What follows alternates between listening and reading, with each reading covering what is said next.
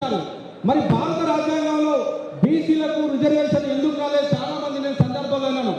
బాబాసాహెబ్ అంబేద్కర్ గారు ఎస్సీ ఎస్టీలకి రిజర్వేషన్ చేశారు, కానీ బీసీలకు ఏం చేయాలంటారు? తప్పదు. మనం బీసీలము గాంధీజీని నమ్ముకొని ఉన్నాం, గాంధీజీని అంటే ఉన్నాం. రౌండ్ టేబుల్ సమావేశాల్లో అయ్యా మీరు ఒక పత్రం ఇవ్వండి నాకు, మా నాయకుడు అంబేద్కర్ మా గురించి అంబేద్కర్ మాట్లాడతాని ఒక పత్రం ఇవ్వండి, నేను రౌండ్ టేబుల్ సమావేశంలో మాట్లాడతా, మీకు హక్కులు కల్పిస్తుంటే కాదు కాదు నువ్వు కింది కులస్తుడు, మా నాయకుడు చాలా పెద్ద కులస్తుడు గాంధీజీ అని గాంధీజీని నమ్ముకున్నారు.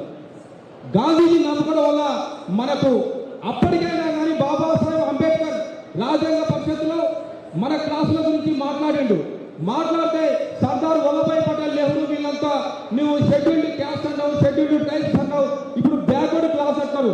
వీళ్ళెవరయ్యా? ముందు మీకు కావాలన్నా వద్దు అంటే అప్పటికైనా అక్కడికి మారుకొని 340 అధికారుల ద్వారా వీరికి రాష్ట్రపతి ఒక కమిషన్ వేసి ఆ కమిషన్ రాష్ట్రం దేశమంతా తిరిగి ఒక రిపోర్టును ఇస్తే ఆ రిపోర్టు ద్వారా వీళ్లకు రిజర్వేషన్ ఇవ్వచ్చు అనేటటువంటిది 340 అధికారుల్లో చేర్చడం జరిగింది. ఆ రకంగా మనకు 1953లో కాకా కాలేజ్ గారు కమిషన్ వచ్చింది. ఆయన